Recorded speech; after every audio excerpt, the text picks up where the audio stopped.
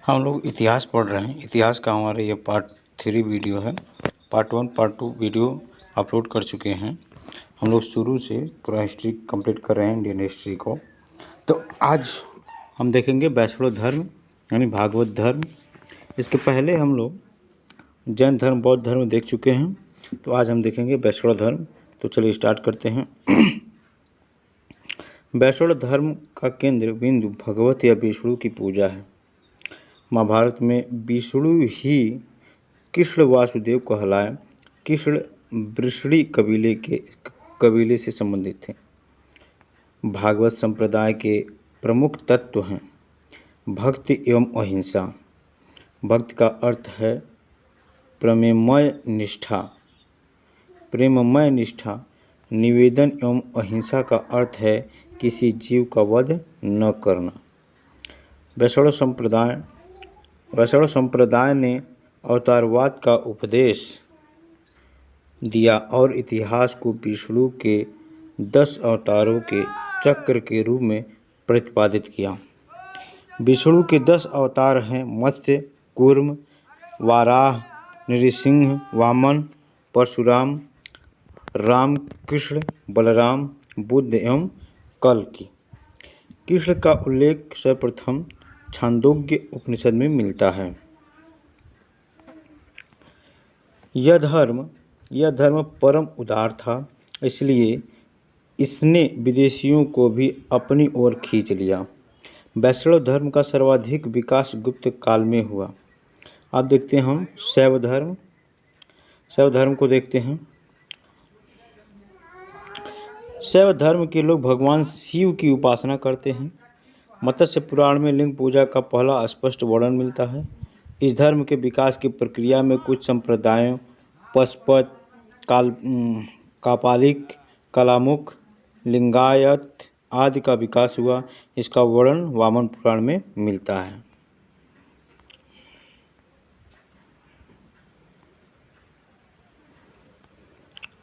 अब देखते हैं कपालिक संप्रदाय के इष्ट देव भैरव थे।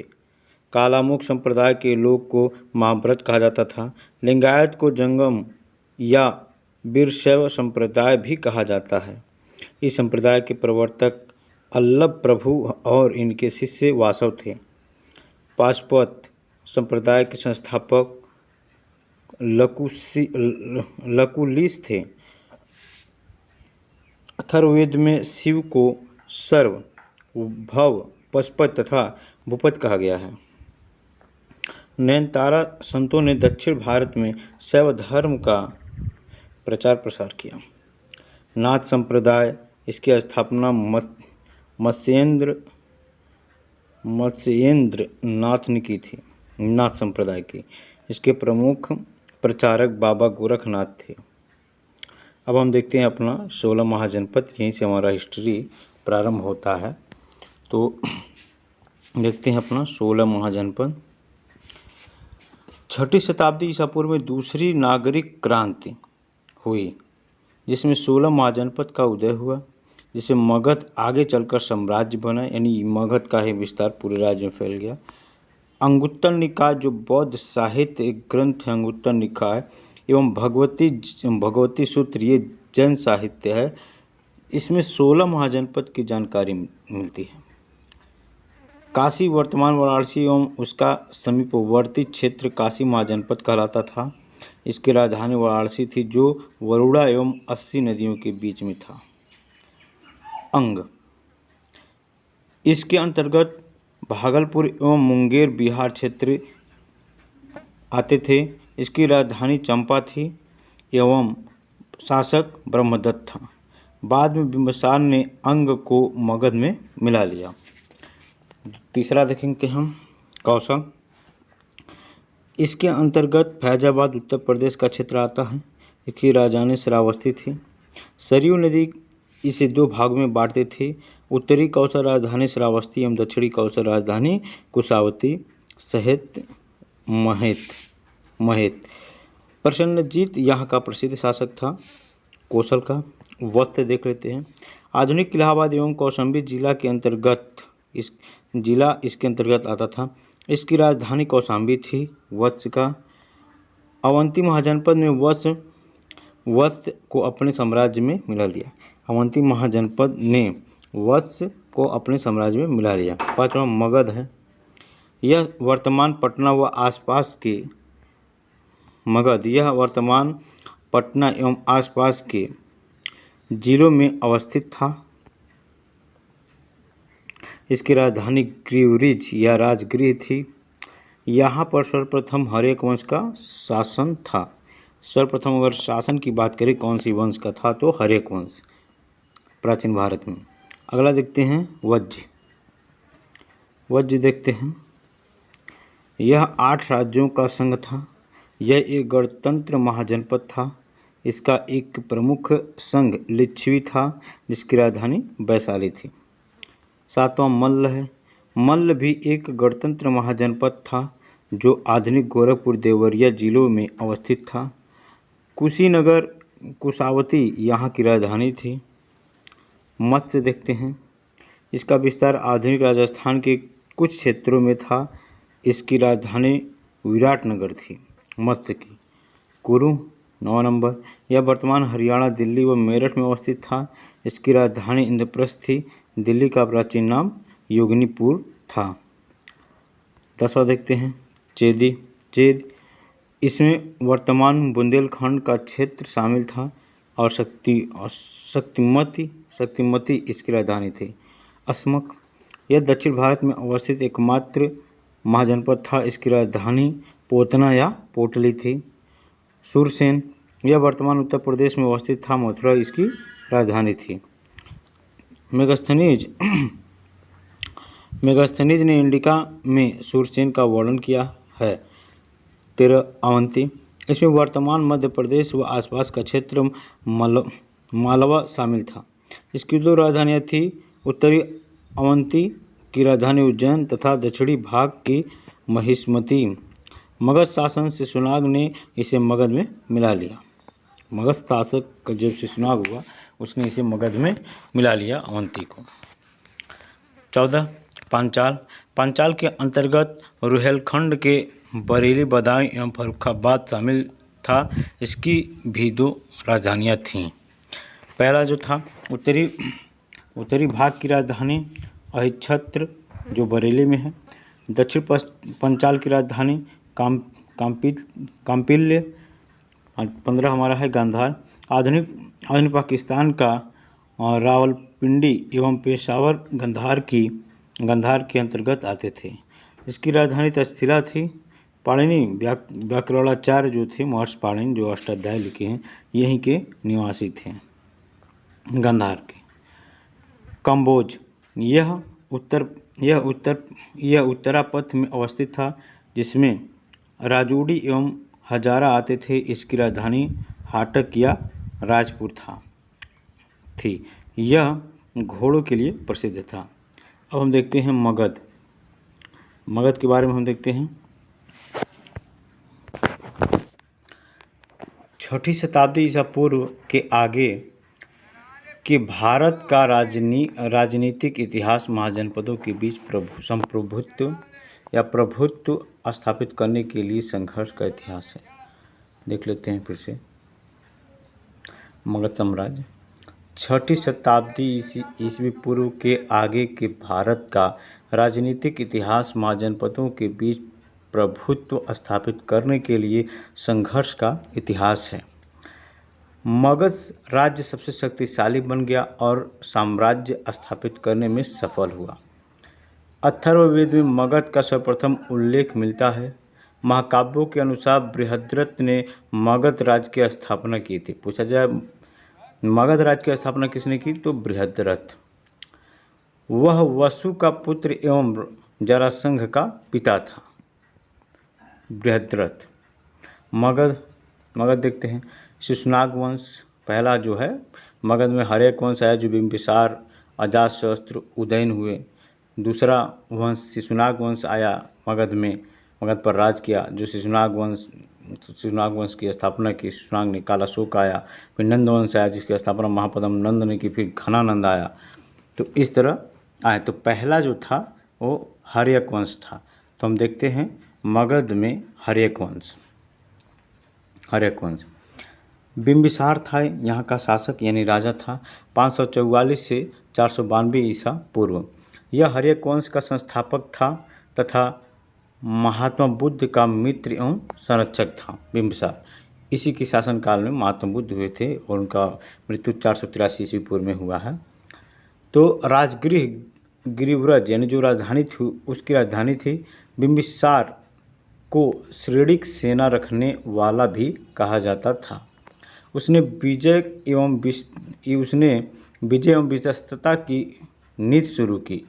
बिंबिसार ने वैवाहिक संबंधों से अपनी स्थिति मजबूत की। उसने 3 विवाह किए।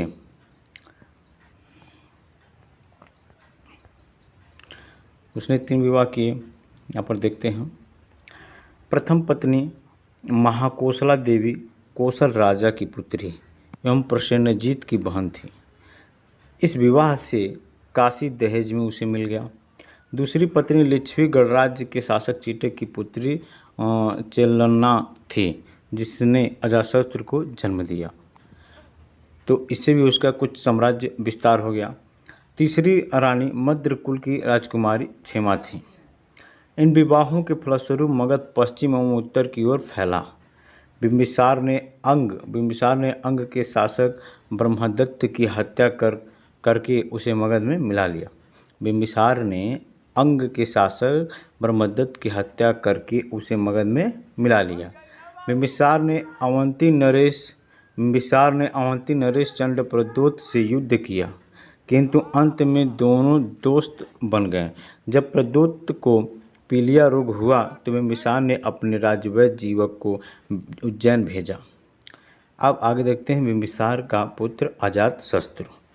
इसका शासनकाल कब तक रहा? अजातशत्रु का 492 से 460 ईसा पूर्व। तो अजातशत्रु ने अपने पिता बिंबिसार की हत्या करके शासक बना। उसे कुड़िक भी कहा जाता है। उसने कौशल एवं वैशाली को पराजित कर मगध में मिला लिया। वैशाली के युद्ध में अजातशत्रु ने महाशिलांकटंक एवं रथमूसल जैसे हथियारों का प्रयोग किया। उसका मंत्री वरस्कार काफ़ी सहायक सिद्ध हुआ। इस तरह मगध का विस्तार होता रहा। हम देखते हैं अवंती के खतरे का सामना करने के लिए अजातशत्रु ने राजगीर की किलेबंदी करवाई। प्रथम बौद्ध संगीत का आयोजन अजातशत्रु के शासनकाल में हुआ था। उदयन, अब देखते हैं इसके बाद उदयन 460 ईस्वी से 444 ईसा पूर्व। उदयन ने पाटलिपुत्र को मगध की राजधानी बनाया। उसने पटना में गंगा एवं सोन के संगम पर एक किला बनवाया। इस वंश का अंतिम शासक नागदशक था। अब देखते हैं शिशुनाग वंश 412 ईस्वी से लेकर के 345 ईसा पूर्व तक।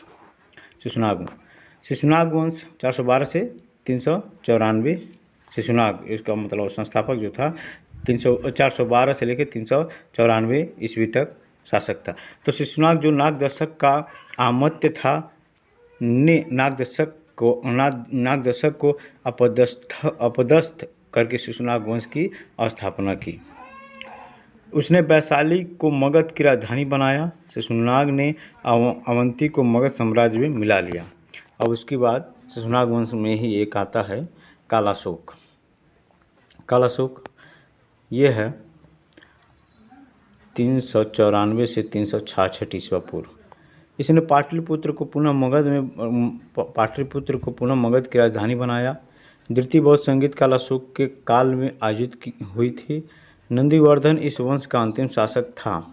अब नंदवंश आ गया जो 344 से 322 ईसा पूर्व तक चला। इसके संस्थापक महापद्म नंद हैं। तो देखते हैं महापद्म नंद का शासन कब तक था?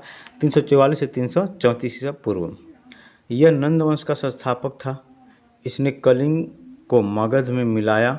विजय स्मारक के रूप में वह कलिंग से जीन की मूर्ति उठा लाया। उसने अपने को एक राट कहा। अब देखते हैं यहाँ पे घनानंद होना चाहिए, घनानंद है। यह इस वंश का अंतिम शासक था, शिशुनाग वंश का। सिकंदर का समकालीन था, ये नंद वंश का है। अब देखते हैं मौर्य वंश 322 से 185 ईसा पूर्व, सबसे ज़्यादा इसी का शासनकाल चला। मौर्य वंश की स्थापना चंद्रगुप्त मौर्य ने की थी। उसने चाणक्य, विष्णुगुप्त, कौटिल्य की मदद से मगध के नंदवंशीय शासक घनानंद को मारकर मौर्य वंश का शासन कायम किया।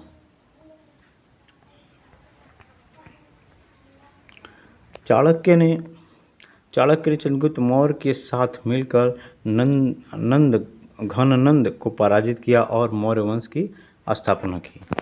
सिकंदर का आक्रमण। सिकंदर मकदूनिया के शासक फिलिप तृतीय का पुत्र था। वह अरस्तु का शिष्य भी था। सिकंदर ने एशिया माइनर, तुर्की, इराक एवं ईरान पर विजय प्राप्त करने के पश्चात 326 ईस्वी पूर्व में खैबर दर्रा पार करके भारत पर आक्रमण किया। यानी वो क्या था जो सिकंदर मकदूनिया के शासक फिलिप द्वितीय का पुत्र था, अरस्तु का शिष्य भी था। सिकंदर ने एशिया के जो माइनर यानी तुर्की, जो इराक, ईरान, इन सब पर विजय प्राप्त कर लिया था। वो दुनिया को जीतने के उद्देश्य से वो निकला हुआ था, यानी वो विश्व विजेता बनना चाहता था। तो इसलिए वो भारत पर भी आक्रमण किया। 326 ईस्वी पूर्व में खैबर दर्रा पार करके भारत पर आक्रमण किया। अब देखते हैं तक्षशिला में शासक आम्भी ने सिकंदर के सामने घुटने टेक दिए। तक्षशिला में जो शासक आम्भी ने सिकंदर के सामने घुटने टेक दिए, उसकी सेना बहुत विशाल थी। हाइडे स्पीच का युद्ध झेलम नदी के किनारे सिकंदर को पोरस का सामना करना पड़ा। सिकंदर ने पोरस को पराजित कर दिया, मगर उसके साहस से प्रभावित होकर उसका राज्य वापस कर दिया। यानी सिकंदर और पोरस के बीच जो युद्ध हुआ झेलम नदी के किनारे, उसमें पोरस तो हार गया, लेकिन पर बहुत वीरता के साथ वो लड़ा, इसलिए सिकंदर उसकी बहादुरी से प्रभावित होकर उसका राज्य वापस कर दिया तथा पोरस सिकंदर का सहयोगी बन गया। सिकंदर की सेना ने ब्यास यानी बिपाशा नदी से आगे बढ़ने से इनकार कर दिया।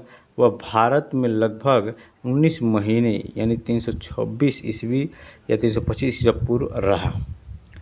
323 ईस्वी पूर्व बेबीलोन में सिकंदर की मृत्यु हो गई। सिकंदर ने पश्चिम भारत में कुछ यूनानी उपनिवेश स्थापित किए। काबुल में सिकंदरिया, आधुनिक बेलग्राम, झेलम के तट पर बुकेफाल जहाँ सिकंदर के घोड़े की मृत्यु हुई एवं निकाइयाँ जहाँ पोरस के साथ युद्ध हुआ।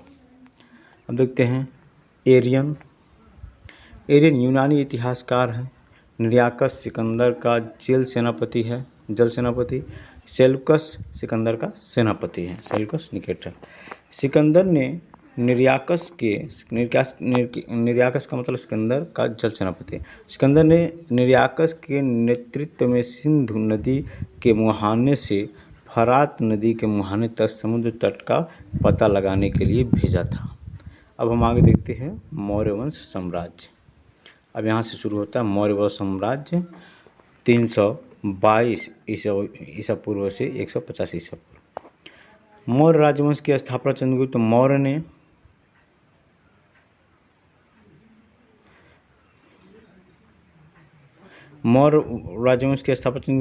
की थी। उसने चाणक्य, विष्णुगुप्त, कौटिल्य की मदद से मगध के नंदवंशीय शासक घनानंद को मारकर मौर्य वंश का शासन कायम किया। और साहित्यिक स्रोत यहाँ पर थोड़ा गड़बड़ हो गया था। यहाँ घनानंद के बाद यहाँ पर सिकंदर का शासन मतलब सिकंदर युद्ध आया, तो यहाँ पर ये सब सिकंदर के बारे में था। चलिए ठीक है, देखते हैं मौर्य वंश। थोड़ा सा मिस्टेक हुआ। मौर्य साम्राज्य 322 से 185 ईस्वी पूर्व। मौर्य राजवंश की स्थापना चंद्रगुप्त मौर्य ने की थी। इसने चाणक्य, विष्णुगुप्त, कौटिल्य की मदद से मगध के नंदवंशीय शासक घनानंद को मारकर मौर्य वंश का शासन कायम किया। साहित्यिक स्रोत क्या है देख लेते हैं। अर्थात कौटिल्य का मौर्य वंश की राजव्यवस्था की विस्तृत जानकारी देता है। यह 15 अधिकारियों से विभाजित है तथा उसने इसमें इसमें राज्य के 7 अंगों का वर्णन है।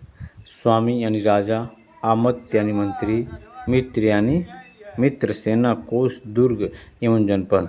इस ग्रंथ की तुलना मैकियावेली के प्रेम से की जाती है।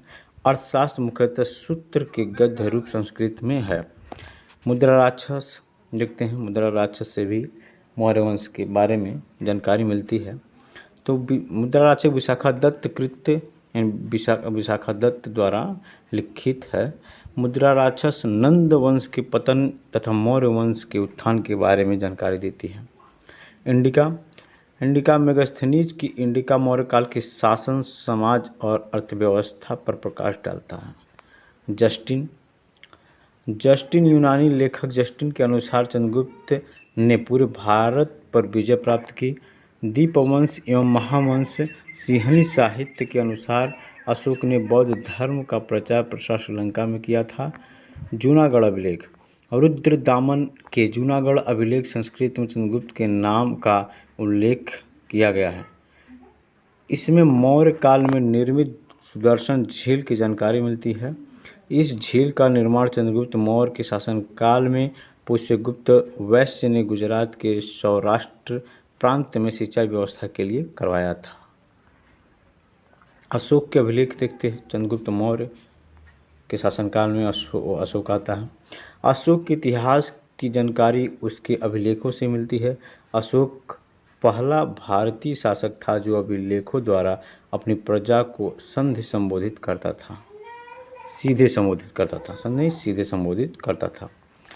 अशोक के अभिलेख, पहला जो अभिलेख है दीर्घ शिलालेख है, दूसरा लघु शिलालेख है, तीसरा पृथक शिलालेख, चौथा दीर्घ स्तंभ लेख और पांचवा लघु स्तंभ लेख है।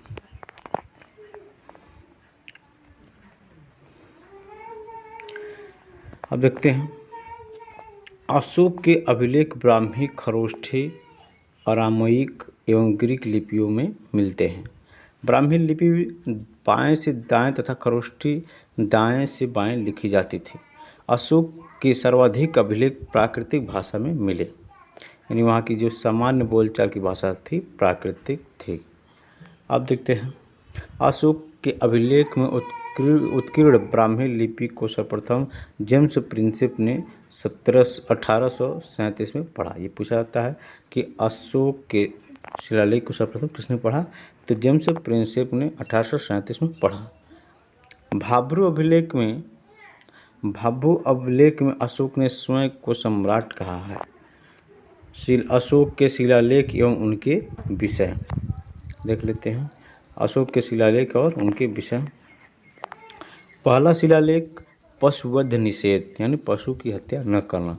दूसरा शिलालेख विदेशों में धर्म प्रचार एवं मनुष्य एवं पशु चिकित्सा का उल्लेख। तीसरा शिलालेख राजूक एवं युक्त की नियुक्ति एवं अधिकारियों को हर 5 वर्ष पर राज्य भ्रमण करने का आग्रह। चौथा अभिलेख हम देखते हैं। चौथा अभिलेख धम्म घोष का भेरी घोष के स्थान पर प्रतिपादन। पांचवा अभिलेख धम्म महामात्रु की नियुक्ति। छठा अभिलेख इसमें जन मामलों को निपटाने के लिए प्रशासनिक सुधारों का उल्लेख है। सातवां अभिलेख अशोक सभी धार्मिक मतों के प्रति निष्पक्षता रखेगा। आठवां अभिलेख बोधगया की यात्रा का उल्लेख एवं बिहार यात्रा के स्थान पर धम्म यात्रा का प्रतिपादन। नवां अभिलेख सच्चे विधानों एवं शिष्टाचार का वर्णन। 10वां अभिलेख अशोक के उद्यम का लक्ष्य धम्माचरण की श्रेष्ठता घोषित। 11वां अभिलेख धम्म के तत्वों का प्रकाशन। 12वां अभिलेख धार्मिक सहिष्णुता पर जोर। 13वां अभिलेख कलिंग युद्ध के बाद धम्म विजय की घोषणा, विदेशों में धम्म प्रचार, 5 विदेशी राज्य की चर्चा का उल्लेख है। दरअसल विजय स्तंभ जो विजय क्या कलिंग युद्ध के बाद ही अशोक ने बौद्ध धर्म अपनाया और वहीं से अहिंसा का धर्म अपना लिया, अहिंसा का मार्ग अपना लिया। 14वां अभिलेख देखते हैं। पहले 13 शिलालेखों का पुनरावलोकन तथा अशोक के साम्राज्य को महाल के विजेते की संज्ञा। स्तंभ लेख, इनकी संख्या 7 हैं और ये 6 स्थानों से प्राप्त हुई हैं। रामपुरवा दिल्ली, टोपरा मेरठ, रामपुरवा दिल्ली, टोपरा मेरठ, लौरिया नंदनगढ़, लौरिया अरेराज एवं कौशाम्बी प्रयाग। अशोक के उत्तर पश्चिमी शिलालेख स्थान एवं भाषा। शिलालेख जो था लमगान या पुल ए दारुन स्थान पे है और अरमाइक भाषा में है। शिलालेख जो है अफगानिस्तान में है। फिर तक्षशिला अरमाइक भाषा में है। शिलालेख पाकिस्तान गंधार साके कुना अरमाइक भाषा में है और शिलालेख अफगानिस्तान यूनानी ग्रीक में है। अशोक के लघु शिलालेख देखते हैं। स्थान और लघु शिलालेख। मध्य प्रदेश रूपनाथपुर, गुर्जरा, बुधानी, सीहोर, ये मध्य प्रदेश में है। उत्तर प्रदेश में है अहरौरा, मिर्ज़ापुर में, राजस्थान में है बैराठ, भाभरू यानी जयपुर, कर्नाटक में है ब्रह्मगिरी, सिद्धपुर, पाल की गूढ़, जटिंग, रामेश्वरम और गोविमठ सन्नीत मास्की। आंध्र प्रदेश से एर्रागुडी, जल्लुमंडारी, रज्जुल मंडागिरी। बिहार सहसाराम, चंदनवीर पहाड़ी पर है। मौर्य की उत्पत्ति यानी मौर्य वंश की उत्पत्ति कैसे हुई, ये तो हम उसका साहित्य पढ़ रहे थे, अशोक के शिलालेखों के साहित्य पढ़ रहे थे। मौर्य की उत्पत्ति देखते हैं। मौर्य वंश की चंद्रगुप्त मौर्य की जाति एवं उसका वंश विवादास्पद है। विवादास्पद का विषय है यानी निश्चित नहीं है। उसके वंश से संबंधित विभिन्न मत हैं जो इस प्रकार हैं। ब्राह्मण परंपरा के अनुसार शूद्र यानी मूरा नामक स्त्री से उत्पन्न। महावंश बौद्ध साहित्य क्षत्रिय यानी गोरखपुर के में मौर्य नामक क्षत्रिय कुल में हुआ। परिशिष्ट पर्वन मूरपालक का पुत्र था। मुद्रा राक्षस में इसका मिलता वृषल यानी शूद्र वंश से उत्पन्न। और राजप्रिताना गिजेटियर राजपूत से है। राजनीतिक इतिहास इसका देखते हैं। चंद्रगुप्त मौर्य का 322 से 298 ईस्वी पूर्व। चंद्रगुप्त एक स्वेच्छाचारी शासक था और सारे अधिकार अपने ही हाथों में रखे हुए था। 305 ईसा पूर्व में चाणक्य की सहायता से चंद्रगुप्त मौर्य ने पंजाब प्रांत के यूनानी गवर्नर यूडेमस एवं सिकंदर की उत्तराधिकारी सेल्यूकस को पराजित किया। निकेटर को पराजित किया। संघर्ष के बाद हुई संधि की शर्तों के अनुसार चंद्रगुप्त मौर्य को हेरात, कंधार, काबुल एवं मकरान के प्रदेश प्राप्त हुए। चंद्रगुप्त ने 500 हाथी सेल्यूकस को उपहार में दिए। सेल्यूकस की पुत्री हेलेना कार्नेलिया का विवाह चंद्रगुप्त मौर्य से हुआ। सेल्यूकस ने मेगास्थनीज को अपना दूत बनाकर चंद्रगुप्त मौर्य के दरबार में भेजा, जहां उसने इंडिका की रचना की। चंद्रगुप्त मौर्य के शासनकाल में ही स्थूलभद्र के नेतृत्व में पाटलिपुत्र में प्रथम जनसंगीति का आयोजन किया गया। अपने जीवन के अंतिम समय में चंद्रगुप्त मौर्य ने जैन सन्यासी भद्रबाहु के साथ रौलगोला, मैसूर, कर्नाटक चला गया, जहां उसने चंद्रगिरी पर्वत पर चंद्रगुप्त बस्ती बसाई और संलेखना पद्धति द्वारा अपने प्राणों को त्याग दिया। संलेखना का मतलब खाना पीना छोड़ देना। यहाँ पर कुछ दिया हुआ है। चंद्रगुप्त मौर्य के अन्य नाम, इसमें अन्य नाम पता नहीं चल रहा है। रांडोकोटस यानी स्ट्रेबो एरियन जस्टिस के ग्रंथ में मिलता है। प्लूटार्क जूनागढ़ अभिलेख में मिलता है। चंद्रगुप्त में मिलता है। आगे देखते हैं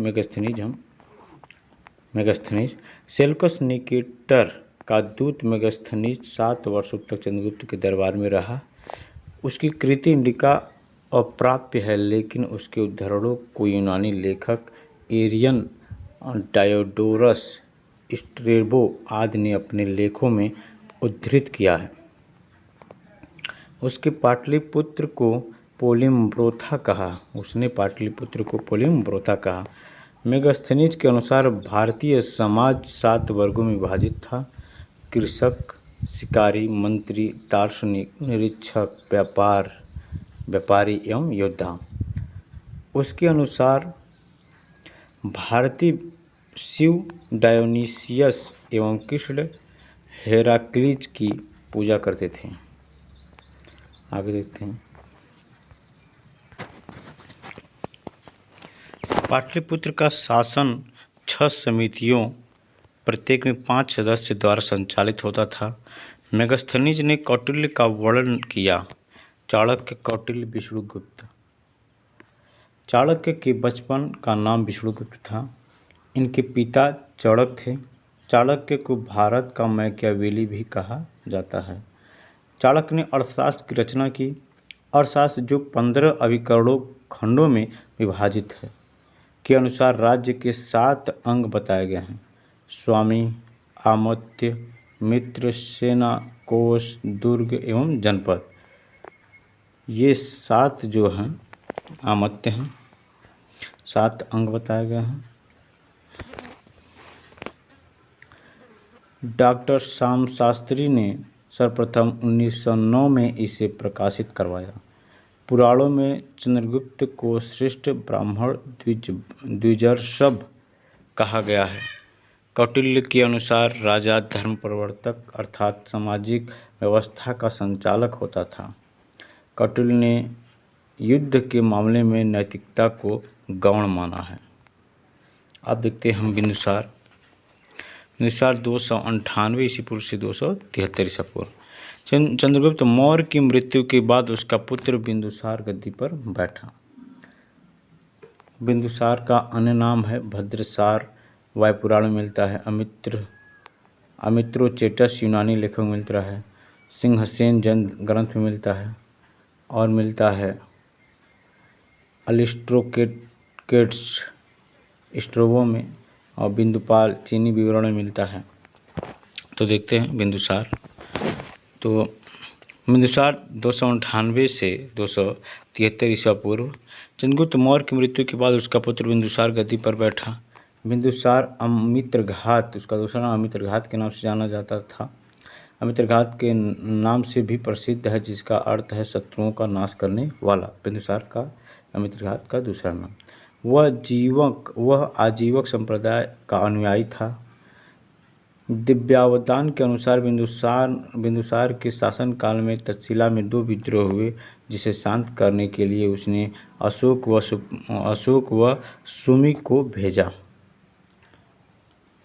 स्ट्रोबो के अनुसार बिंदुसार के दरबार में सीरिया शासक एंटियोकस फर्स्ट यानी सेरेटर ने डायमेकस को अपना दूत बनाकर भेजा, जिसे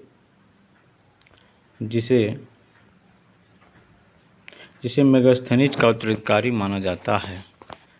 टालिम सेकंड ने भी डायोनिसियस को अपना दूत बनाकर बिंदुसार के दरबार में भेजा। एथेनियस के अनुसार बिंदुसार ने एंटियोकस फर्स्ट से मदिरा, सूखे अंजीर एवं एक दार्शनिक भेजने का अनुरोध किया। आरंभ में चाणक्य बिंदुसार का प्रधानमंत्री था, परंतु बाद में खलाटक प्रधानमंत्री बना। तिब्बती लामा तारानाथ ने बिंदुसार को 16 राज्यों का विजेता कहा था। अब उसके बाद आता है अशोक 273 से 232 ईस्वी पूर्व तक शासन किया। बिंदुसार की मृत्यु के बाद उसका पुत्र अशोक शासक बना, जो मौर्य राजाओं में सबसे महान हुआ। अशोक 273 ईस्वी पूर्व गद्दी पर बैठा, किंतु उसकी राज्याभिषेक 4 वर्ष बाद 269 ईस्वी पूर्व में हो सका। जिसका दूसरा नाम लिखते हैं अशोक का अन्य नाम। पुराणों में अशोक वर्धन, गिरनार अभिलेख, अशोक मौर्य, भाब्र शिलालेख, प्रियदर्शी जान मगध मस्की में मध्य प्रदेश तथा गुर्जरा नेट्टूर एवं भेदगोलाम कर्नाटक अभिलेख में अशोक का नाम मिलता है। 273 ईस्वी पूर्व में गद्दी पर बैठा, किंतु उसका राज्याभिषेक 4 वर्ष बाद 269 ईस्वी में ईसा पूर्व में ही हो सका। अशोक की माता सुभद्रभांगी चंपा के एक ब्राह्मण की पुत्री थी। शासक बनने से पहले अशोक तक्षशिला एवं अवंती का गवर्नर रह चुका था। परीक्षा में पूछा जाता है कि शासक बनने के पहले अशोक कहाँ का शासन मतलब कहाँ का गवर्नर था, तो अशोक तक्षशिला एवं अवंती का गवर्नर हो चुका था। शासक बनने से पहले वह उज्जैन नगर का गवर्नर था। असिंधमित्रा एवं कारुबाकी अशोक की पत्नियां थीं। अशोक के अभिलेख में कारुबाकी एवं उसके पुत्र तीवर कारुबाकी से उत्पन्न का उल्लेख किया गया है। बौद्ध ग्रंथ दिव्यावदान के अनुसार पद्मावती अशोक की एक अन्य पत्नी थी। नाग देवी अशोक की एक अन्य पत्नी थी, जिससे उत्पन्न पुत्र पुत्री थे महेंद्र एवं संघमित्रा, जिसे वो श्रीलंका बौद्ध धर्म के प्रचार के लिए भेजा था। अशोक के अभिलेखों में उसे देवानाम प्रिय, देवताओं का प्रिय एवं प्रियदर्शी कहा गया है। कल्हड़ की राज तड़ंगरी के अनुसार अशोक ने श्रीनगर की स्थापना की थी। कलिंग युद्ध। अशोक ने 13वें शिलालेख के अनुसार अशोक के 13वें शिलालेख के अनुसार या 13वें शिलालेख से हमको जानकारी मिलती है कि राज्याभिषेक के 8 वर्ष बाद अर्थात 261 ईस्वी पूर्व देवों के प्रियदर्शी राजा अर्थात अशोक ने कलिंग पर विजय प्राप्त की। यह शिलालेख कलिंग के राजा के विषय में मौन है। खारवेल के हाथी गुम्फा अभिलेख के अनुसार नंदराज इस समय कलिंग का शासक था। इस युद्ध के बाद अशोक की गहरी व्यवस्था एवं पश्चाताप हुआ और कलिंग, यहाँ पर देखेंगे खारवेल के अनुसार हाथी गुफा अभिलेख के अनुसार नंदराज इस समय कलिंग का शासक था। नंदराज इस समय कलिंग का शासक था। इस युद्ध में यानी अशोक ने उससे युद्ध लड़ा, तो इस युद्ध के बाद अशोक को गहरी व्यथा हुई। गहरी व्यथा मतलब उसको रियलाइज हुआ, पश्चाताप हुआ और उसने दूसरे राज्यों से युद्ध करने की नीति त्याग कर सांस्कृतिक विजय पाने की नीति अपनाई। दूसरे शब्दों में अशोक ने भेरी घोष के बदले धम्म घोष को अपनाया। युद्ध के पश्चात अशोक निग्रोध अशोक के चचेरे भाई सुमन का पुत्र के प्रवचन सुनकर बौद्ध धर्म की ओर आकर्षित हुआ। उपगुप्त ने अशोक को बौद्ध दर्शन में दीक्षित किया। अशोक बौद्ध धर्म की स्थावीर शाखा का अनुयायी था। अशोक धम्म। अशोक ने धम्म का प्रतिपादन किया। यह धार्मिक शिक्षा न होकर के सामाजिक एवं नैतिक नियमों का दस्तावेज है। अशोक ने श्रीलंका एवं मध्य एशिया में बौद्ध धर्म प्रचार प्रसार किया। श्रीलंका में उसने अपने पुत्र महेंद्र एवं पुत्री संघमित्रा को प्रचार के लिए भेजा। 5वें बृहद शिलालेख के अनुसार उसने धम्म प्रचार के लिए धम्म महामंत्रों की नियुक्ति की। अशोक ने बौद्ध तीर्थ स्थलों की यात्रा धम्म यात्रा की शुरुआत की। एक उपासक के रूप में अशोक 10वें वर्ष में बोधगया, 12वें वर्ष में निगालिक सागर एवं 21वें वर्ष में लुम्बिनी गया। अशोक ने आजीविकों के रहने के लिए बरार की पहाड़ियों में गुफाओं का निर्माण किया। बरार की पहाड़ियों में गुफाओं का निर्माण भी करवाया। अशोक के शासनकाल में तिथि बौद्ध संगीत हुई थी। तिथि बौद्ध संगीत का आयोजन पाटलिपुत्र में हुआ था। यूरोपीय लेखक अशोक की तुलना रोमन सम्राट कॉन्स्टेंटाइन से करते हैं। अब देखते हैं दशरथ सम्राट अशोक का पौत्र था। दशरथ के शासनकाल में गया बिहार में स्थित नागार्जुन पहाड़ी पर आजीविकों के निवास के 3 गुफाएं बनाई गई। दशरथ ने भी अशोक की भांति देवानाम प्रिय की उपाधि धारण की। बृहद्रथ यह अंतिम मौर्य शासक था। इसकी हत्या एक ब्राह्मण मौर्य सेनापति पुष्यमित्र शुंग ने कर दी और नए वंश शुंग वंश की स्थापना की बृहद्रथ की हत्या करके। पुष्यमित्र शुंग ने बृहद्रथ की हत्या की और शुंग वंश की स्थापना की। अब देखते हैं यहाँ पर मौर्य प्रशासन राजनीतिक व्यवस्था देखते हैं इसका। मौर्य काल में वंशानुगत केंद्रीय राजतंत्रात्मक व्यवस्था के अनुसार राजा सर्वोपरि होता था। अर्थशास्त्र के अनुसार राजा को निरंकुश बनाते हुए प्रजा के कल्याण पर ध्यान देने की जरूरत पर बल दिया गया है।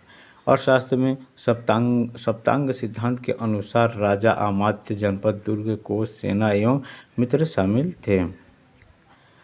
शीर्षक अधिकारी तीर्थ या महामात्र कहलाते थे। अर्थशास्त्र के अनुसार इनकी संख्या 18 है। इन्हें 48,000 पड़ वेतन के रूप में मिलते थे। पड़ यानी 3/4 तोले के बराबर चांदी का सिक्का। अब देखते हैं तीर्थ महामात्य। मंत्री पुरोहित, सेनापति, युवराज, दवारिक, अंतर्वेदिक, समाहर्ता, सन्निधाता, प्रशास्ता, प्रदेष्टि, पौर, व्यवहारिक, नायक, कर्मांतिक, मंत्रिपरिषद, दंडपाल, दुर्गपाल एवं अंतःपाल। शासन चलाने के लिए मंत्रिपरिषद का होना जरूरी था, जो शासक को सलाह देने में सक्षम थे। मौर्य काल के प्रमुख अधिकारी देख लेते हैं। प्रियाध्यक्ष, यह वाणिज्य व्यापार का अध्यक्ष होता था। अगला है शीताध्यक्ष, यह कृषि विभाग का अधिकारी होता था। अचपट्टलिक, यह महालेखाकार था। पौतवाध्यक्ष, माप तौल का अधिकारी था। पतानाध्यक्ष, बंदरगाहों का अध्यक्ष था। 2 प्रकार के न्यायालय थे। पहला जो था कंटक शोधन, यह फौजदारी न्यायालय था। धर्म अस्थीय, यह दीवानी मामले न्यायालय था। प्रांत देखते हैं। चंद्रगुप्त मौर्य के समय 4 प्रांत थे, परंतु अशोक के शासन में कलिंग विजय के बाद 5 प्रांत थे। प्रांत देखते हैं कौन कौन थे। उत्तरापथ तक्षशिला जिसकी राजधानी थी। दक्षिणापथ सुवर्णगिरी, मध्य क्षेत्र पाटलिपुत्र, अवंती, उज्जैन, कलिंग, तोसली।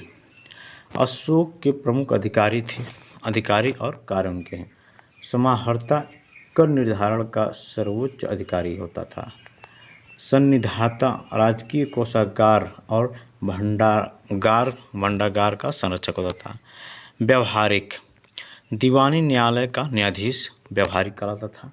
धम्म महामात्र समाज में सामंजस्य की स्थिति बनाए रखना धम्म महामात्र का कार्य था। अंतः महामात्र सीमावर्ती क्षेत्रों में धर्म प्रचार करने वाला अधिकारी था। अस्त्राध्यक्ष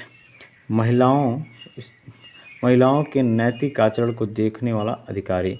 रज्जुक साम्राज्य में न्याय कार्य करने वाले अधिकारी होते थे, जो रज्जुक कहलाते थे। युक्तक जिला में राजस्व वसूली का कार्य करने वाले अधिकारी होते थे, जो युक्तक कहलाते थे। और प्रदेष्टा फौजदारी न्यायालय का मुख्य न्यायाधीश जो था प्रदेष्टा कहलाता था। महामात्या प्रसर्प गुप्तचर विभाग प्रधान प्रांत को आहार या विषय में बांटा जाता था। जिले के नीचे स्थानिक थे, जिसमें 800 ग्राम होते थे। प्रांत का शासक कुमार या आर्यपुत्र था। विषयपत विषय का मुखिया था। ग्रामिक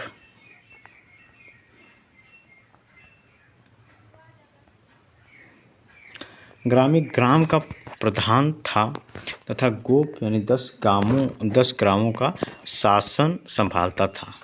समिति मेगास्थनीज के अनुसार नगर प्रशासन के लिए 6 समितियां थी तथा प्रत्येक में 5 सदस्य होते थे।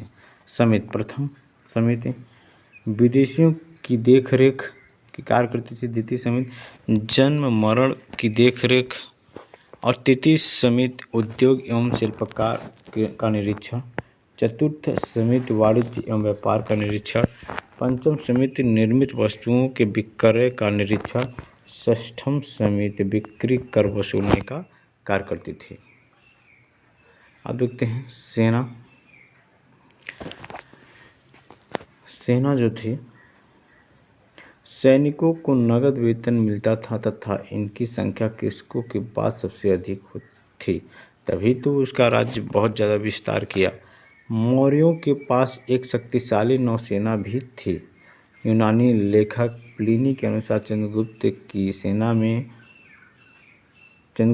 सेना में 6 लाख पैदल सिपाही, 30,000 घुड़सवार, 9,000 हाथी, 8,000 अश्वचालित रथ थे।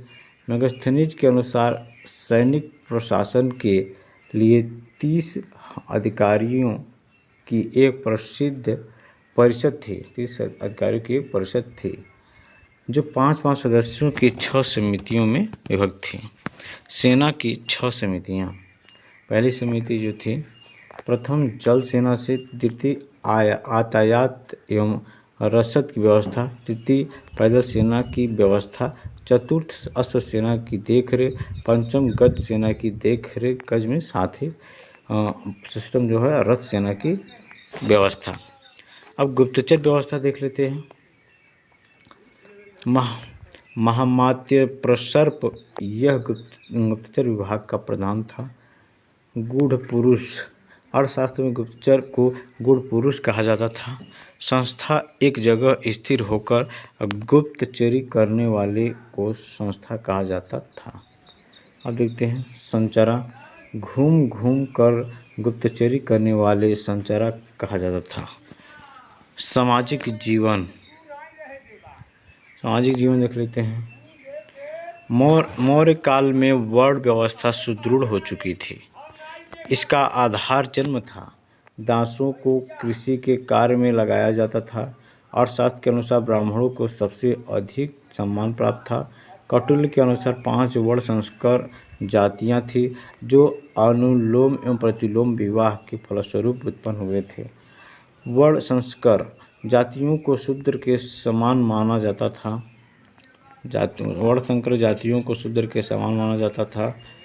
मेगास्थनीज ने समाज को 7 वर्गों में बांटा: दार्शनिक, शिल्पी, योद्धा, किसान, अहीर, निरीक्षक एवं सभासद। अनुलोम विवाह देख लेते हैं क्या है। इसमें पुरुष उच्च वर्ण एवं महिला निम्न वर्ण की होती थी। प्रतिलोम विवाह, पुरुष निम्न वर्ण एवं कन्या उच्च वर्ण की होती थी। नियोग प्रथा, स्त्री का अपने देवर के साथ रहना, ये नियोग प्रथा था। स्त्री की दशा क्या थी? स्त्रियों की दशा, स्त्रियों के लिए उच्च शिक्षा वर्जित थी। उन्हें सम्राट के अंग निरीक्षक नियुक्त किया जाता था। समाज में नियोग प्रथा का प्रचलन था। अनिष्कासिनी, वह स्त्री जो घर के बाहर नहीं निकलती, उसे अनिष्कासिनी कहा जाता था। गणिका, वेश्या को कहा जाता था। रूपजीवा, स्वतंत्र रूप से वेश्यावृत्ति अपनाने वाली महिला रूपजीवा कहलाती थी। आर्थिक स्थिति देख लेते हैं। मौर्य काल में राज्य आर्थिक रूप से समृद्ध एवं मजबूत था। अर्थव्यवस्था कृषि, पशुपालन, व्यापार, वाणिज्य पर आधारित थी। अर्थशास्त्र के अनुसार राज्य में 26 अध्यक्ष नियुक्त थे जिनकी प्रमुख कार्य राज्य की आर्थिक गतिविधियों का नियमन करना था। अब देखते हैं राज्य कृषकों की भलाई के लिए सिंचाई और जल वितरण की व्यवस्था करता था। अब यहाँ पर देखते हैं सिक्के। मौर्य काल में निष्क, सुवर्ण सोने के सिक्के, काष्ठपड़ चांदी के सिक्के और धरड़ सिक्के, कांकड़ी तांबे के छोटे सिक्के, लक्षणाध्यक्ष सिक्कों को जारी करने वाला अधिकारी होता था। अब पुष्यगुप्त ने इसी उद्देश्य की पूर्ति के लिए निर्कार में सुदर्शन झील का निर्माण भी करवाया था। अदेव मातृका, अर्थशास्त्र में अच्छी मिट्टी को अदेव मातृका कहा गया है। अर्थशास्त्र के अनुसार 2 प्रकार की भूमि थी: राजकीय स्वामित्व की भूमि और निजी स्वामित्व की भूमि। भूमि कर 1/4 से 1/6 भाग लिया जाता था। सिंचाई कर 1/3 से 1/5 के बीच था। भू राजस्व एवं सिंचाई कर कुल उपज का 1/2 भाग था। भाग कृषि की आय पर राज्य द्वारा लिया जाने वाला कर था। वस्त्र निर्माण एक प्रमुख उद्योग था जिसकी आधिकारिक सूत्राध्यक्ष कहलाता था। स्थल मार्ग की अपेक्षा जल मार्ग को अधिक प्रोत्साहन दिया जाता था। उत्तरापथ एक प्रमुख जल मार्ग था। भारत का व्यापार रोम, फ्रांस, सीरिया, मिस्र आदि देशों से होता था। पूर्वी तट पर ताम्रलिप्ति तथा पश्चिमी तट पर सोपारा एवं भड़ौच, मृगुकच्छ प्रमुख बंदरगाह थे। श्रेणी उद्योग की संस्थाएं श्रेणी कहलाती थी। बिक्री कर के रूप में मूल्य का 10वां भाग लिया जाता था तथा इसे बचाने वाले को मृत्युदंड दिया जाता था। ब्याज को रूपिका एवं परीक्षण कहा जाता था। ललित कला और वास्तुकला। कला और वास्तुशिल्प में मौर्यों का योगदान महत्वपूर्ण है। अशोक ने कई नगरों की स्थापना की जिसमें श्रीनगर कश्मीर एवं ललित पाटल नेपाल प्रमुख हैं। राजा प्रसाद चंद्रगुप्त मौर्य का राजा प्रसाद महल लकड़ी का बना था। कुम्हार पटना में 80 स्तंभ वाले राजा प्रसाद के अवशेष मिले हैं। दीदारगंज पटना के निकट से प्राप्त यक्षिणी की मूर्तिकला का उत्कृष्ट उदाहरण है। गुफा। अशोक ने बरार की पहाड़ी गया के निकट को काटकर भिक्षुओं के लिए सुदामा की गुफा बनवाई। अशोक के पौत्र दशरथ ने लोमस ऋषि बराबर समूह की सबसे प्रसिद्ध गुफा एवं नागार्जुनीय गुफाओं का निर्माण करवाया। अशोक के स्तंभ एकात्मक हैं, अर्थात ये एक ही पत्थर के तराश कर बनाए गए हैं। इनके निर्माण में चुनार के बलुआ पत्थर का उपयोग हुआ है। इन पालिशदार स्तंभों के केवल शीर्ष भाग को जोड़ा गया है, जिनमें सिंह एवं सांड विलक्षण वास्तुशिल्प के प्रमाण हैं। सारनाथ के स्तंभ का सिंह उत्कृष्ट स्तंभ शीर्षों में से एक है। इन स्तंभों का निर्माण धम्म के प्रचार के लिए किया गया था। लौरिया नंदनगढ़ का अशोक स्तंभ एवं रामपुरवा का वृषभ शीर्ष भी वास्तुशिल्प के उत्कृष्ट उदाहरण हैं। स्तूपों का सर्वप्रथम उल्लेख ऋग्वेद में मिलता है। स्तूपों का निर्माण ईंटों से किया जाता था। सांची का स्तूप विदिशा मध्य प्रदेश, भरहुत का स्तंभ सतना मध्य प्रदेश तथा सारनाथ स्थित धर्मराज का स्तूप का निर्माण अशोक ने करवाया था। मौर्य काल विशिष्ट तथ्य। मयूर मौर्य वंश का राजकीय चिन्ह था। पाली मौर्य काल में आम जनता की भाषा थी। तक्षशिला मौर्य काल में उच्च शिक्षा का प्रसिद्ध केंद्र था। मुगली पुलत्सित ने कथावस्तु की रचना की। नंदवंद के विनाश में चंद्रगुप्त ने कश्मीर के राजा प्रवर्तक से सहायता प्राप्त की थी। अशोक ने तक्षशिला में विद्रोह के दमन के लिए कुणाल को भेजा था। अशोक के समय बुद्ध की मूर्ति पूजा का प्रचलन नहीं मिलता है। अब हम देखते हैं मौर्योत्तर काल देख लेते हैं। मौर्य वंश के अंतिम शासक बृहद्रथ की हत्या करने के बाद पुष्यमित्र शुंग ने 185 ईस्वी पूर्व में शुंग वंश की स्थापना की। शुंग वंश का संस्थापक पुष्यमित्र शुंग था और पुष्यमित्र शुंग ने ही मौर्य वंश के अंतिम शासक बृहद्रथ की हत्या करके पुष्यमित्र शुंग की स्थापना की। शुंग वंश हम देखते हैं। शुंग वंश का संस्थापक पुष्यमित्र शुंग था। शुंग वंश की राजधानी विदिशा में थी। पुष्यमित्र के शासन काल की सबसे महत्वपूर्ण घटना यवनों का भारत पर आक्रमण था। यवन विजय के उपलक्ष्य में पुष्यमित्र ने 2 अश्वमेध यज्ञ कराए। कालिदास कृत मालकाग्निमित्रम के अनुसार, यानी कालिदास की एक कृति है, ग्रंथ है जिसका नाम है मालकाग्निमित्रम, उसमें पुष्यमित्र शुंग के पौत्र अग्निमित्र का पुत्र वसुमित्र ने यवनों को परास्त किया, ऐसा उसमें जानकारी मिलती है। अब देखते हैं पुष्यमित्र के पुरोहित पतंजल ने, पुष्यमित्र के जो पुरोहित थे पतंजल ने पाणिनि के अष्टाध्यायी, पाणिनि के ग्रंथ जो अष्टाध्यायी व्याकरण, संस्कृत व्याकरण लिखा गया है, उस पर महाभाष्य की रचना की थी पतंजल ने। पुष्यमित्र के समय ही सांची के स्तूप का आकार दोगुना कराया गया था। शुंग काल के अन्य महत्वपूर्ण स्तूप भरहुत और बेसनगर तथा बोधगया। शुंग काल में संस्कृत भाषा एवं ब्राह्मण व्यवस्था का पुनरुत्थान हुआ। इसी काल में पहला स्मृति ग्रंथ मनुस्मृति की रचना की गई। शुंग वंश के काल में शुंग वंश का अंतिम शासक देवभूति था। इसकी हत्या 73 ईस्वी पूर्व में उसके अमात्य वासुदेव ने करा दी तथा कण्व राजवंश की स्थापना की। अब देखते हैं कण्व वंश। कण्व वंश की स्थापना वासुदेव ने की थी। इस वंश के अंतिम शासक सुशर्मा था, जिसकी हत्या सातवाहन इस वंश का अंतिम शासक यानी कण्व वंश का अंतिम शासक सुशर्मा था, जिसकी हत्या सातवाहन नरेश सिमुक ने कर दी और सातवाहन वंश की स्थापना की। अब देखते हैं सातवाहन वंश। सातवाहन वंश का संस्थापक सिमुक था, जिसने कण्व वंश के अंतिम शासक सुशर्मा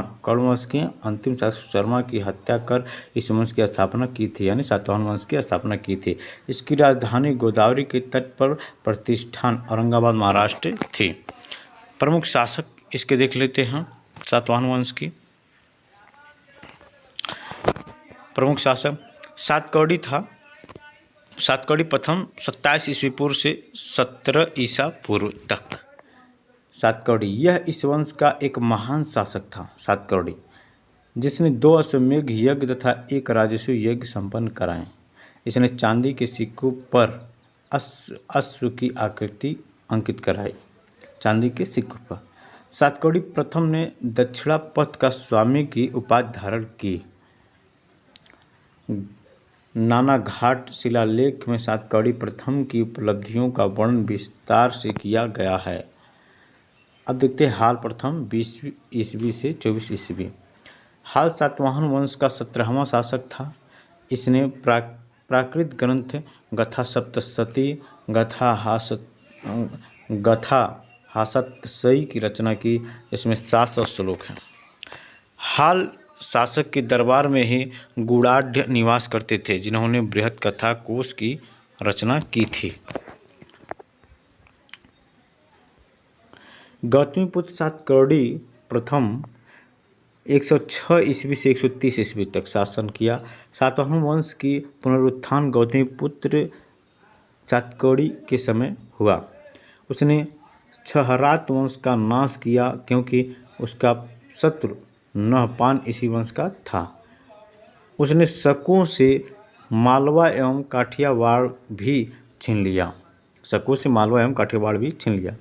नासिक अभिलेख में गौतमीपुत्र सातकर्णी की विजय का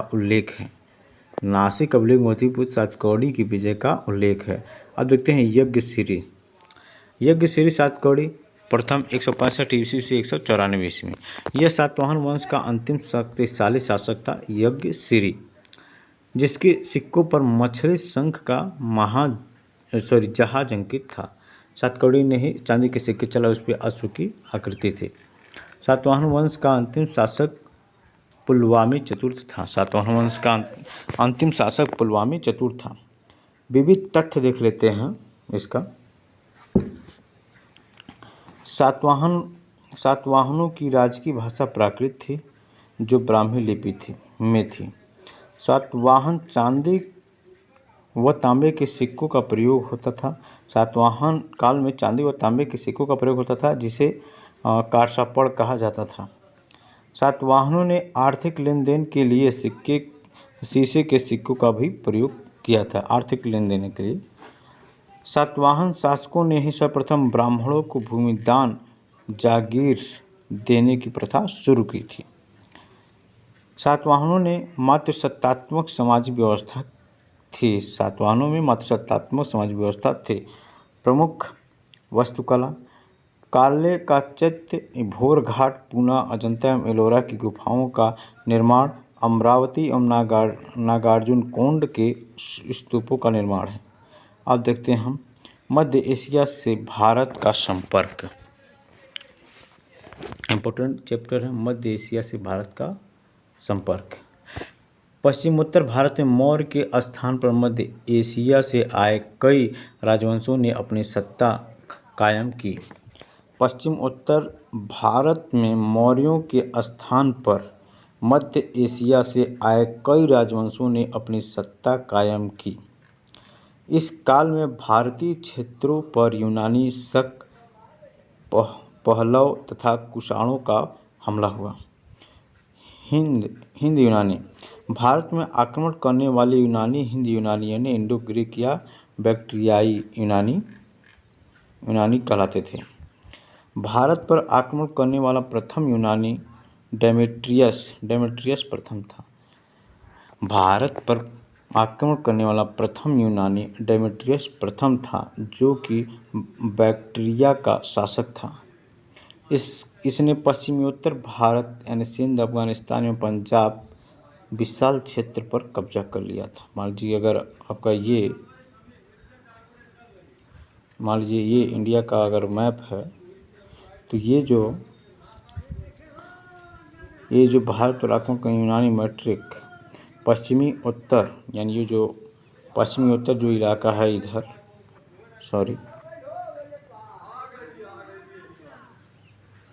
पश्चिमी उत्तर जो ये इलाका है सिंध को लेकर के, सिंध, अफगानिस्तान और पंजाब, यहाँ से ऐसे लेकर के कब्जा किया था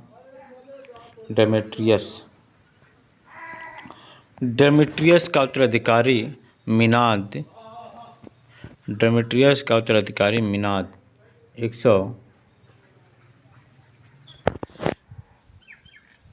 165 से 145 ईस्वी पूर्व या मिलिंद एक महान शासक था, जिसकी राजधानी पंजाब में साकल आधुनिक सियालकोट में थी।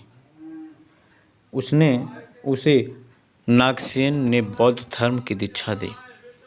मिनांद ने नागसेन से बौद्ध धर्म पर अनेक प्रश्न पूछे। ये प्रश्न और नागसेन द्वारा दिए गए उसके उत्तर एक पुस्तक के रूप में संग्रहित है, जिसका नाम है मिलिंद पन्हो अर्थात मिलिंद के प्रश्न। हिंद यूनानी शासकों ने काफ़ी संख्या में सिक्के जारी किए। इन शासकों में सबसे अधिक सिक्के मिनांडर के ही हैं। हिंद यूनानी भारत के पहले शासक हुए जिनके द्वारा जारी किए गए सिक्कों के बारे में निश्चित रूप से कहा जा सकता है कि ये किन किन राजाओं के हैं। सबसे पहले भारत में सोने के सिक्के हिंद यूनानियों ने ही जारी किए थे। हिंद यूनानी शासकों ने भारत के पश्चिमोत्तर सीमा प्रांत में यूनान की कला चलाई, जिसे हेलेनिस्टिक आर्ट कहते हैं। भारत में गांधार कला का उच्चतम उदाहरण है। तपस्यारत बुद्ध का दृश्य गांधार कला का सर्वोत्तम उदाहरण है। अब देखते हैं शक सेकंड हिंद यवनों के बाद भारतीय क्षेत्रों यानी सेकंड में हिंद यवनों के बाद भारतीय क्षेत्रों में हमला करने वाले शक थे। भारत में शक पूर्वी ईरान के क्षेत्र से होकर आए। शकों की 5 शाखाएं थीं और हर शाखा की राजधानी भारत और अफगानिस्तान में अलग अलग भाग में थी। अफगानिस्तान शक है ये। अफगानिस्तान पंजाब राजधानी तक्षशिला था, उसके बाद मथुरा था, उसके बाद यहाँ पश्चिमोत्तर भारत था और ये ऊपरी दक्कन था।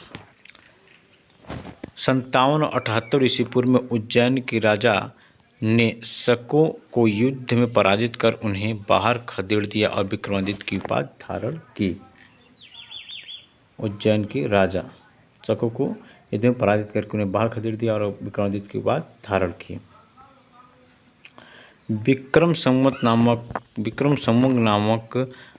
संवत 57 ईस्वी पूर्व में शकों पर इसकी विजय से प्रारंभ हुआ। विक्रमादित्य की उपाधि इतनी प्रचलित हुई कि जब किसी शासक ने महान पराक्रम दिखलाया, उसने इस उपाधि को धारण कर लिया। इसके परिणाम स्वरूप भारतीय इतिहास में अब तक कुल 14 विक्रमादित्य हुए। गुप्त सम्राट चंद्रगुप्त सेकंड सबसे विख्यात विक्रमादित्य था। सबसे विख्यात शक शासक रुद्रदामन प्रथम 130 से 150 ईस्वी था, यानी रुद्रदामन प्रथम शासक। उसका शासन सिंध, कोंकण, नर्मदा घाटी, मालवा, काठियावाड़ और गुजरात के बड़े भाग में था। इसने काठियावाड़ के अर्धशुष्क क्षेत्र के झील सुदर्शन मौर्य काल में निर्मित का जीर्णोद्धार किया। रुद्रदामन संस्कृत का बड़ा प्रेमी था। उसके द्वारा जारी किया गया जूनागढ़ अभिलेख विशुद्ध संस्कृत भाषा में पहला लंबा अभिलेख है।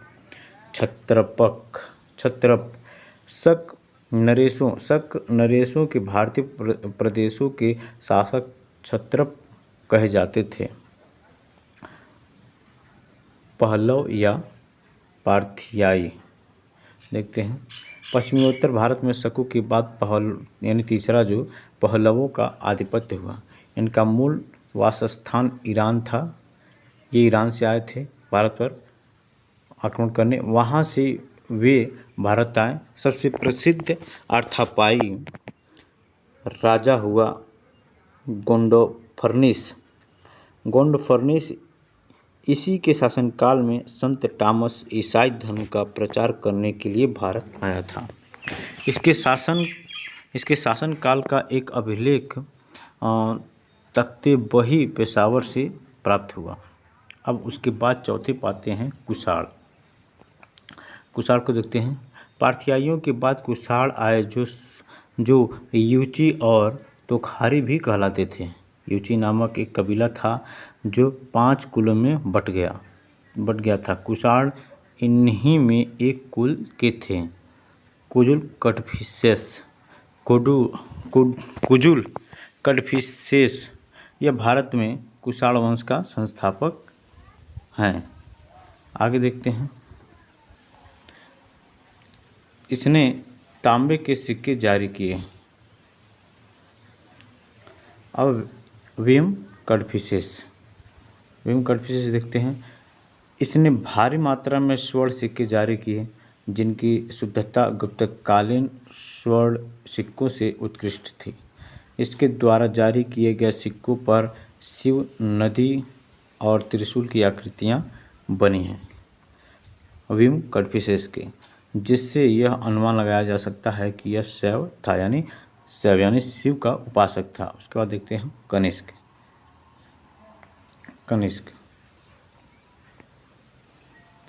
कुषाण राजवंश का सबसे महान शासक कनिष्क था। कनिष्क ने 78 ईस्वी में शक संवत चलाया जो उसके राज्यारोहण की तिथि है। शक संवत भारत सरकार द्वारा प्रयोग में लाया जाता है। इसकी 2 राजधानियाँ थीं, पुरुषपुर पेशावर तथा मथुरा थी। कनिष्क ने बौद्ध धर्म का संपोषण एवं संरक्षण किया। चौथी बौद्ध संगीत कनिष्क के शासनकाल में कुंडल वन कश्मीर में वसुमित्र के अध्यक्षता में हुई। अश्वघोष कनिष्क का राजकवि था। उसने सौंदरानंद बुद्धचरित एवं सारिपुत्र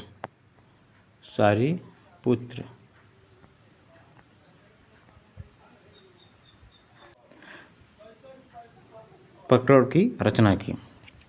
कनिष्क के राज्यवैद्य चरक थे। इन्होंने चरक संहिता की रचना की।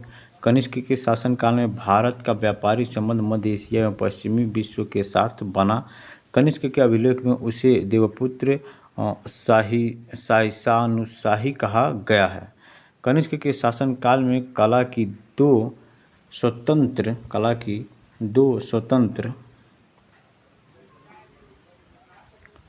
शैलियों का विकास हुआ। पहला गांधार शैली और मथुरा शैली कनिष्क शासनकाल में हुआ। कनिष्क के पुरुषपुर में एक विशाल स्तूप का निर्माण करवाया। इसी के पास एक विशाल संघाराम कनिष्क चैत्य का निर्माण यमन वास्तुकार अगिलस द्वारा करवाया गया। वासुदेव कुषाण वंश का अंतिम शासक था। वसुमित्र देखते हैं।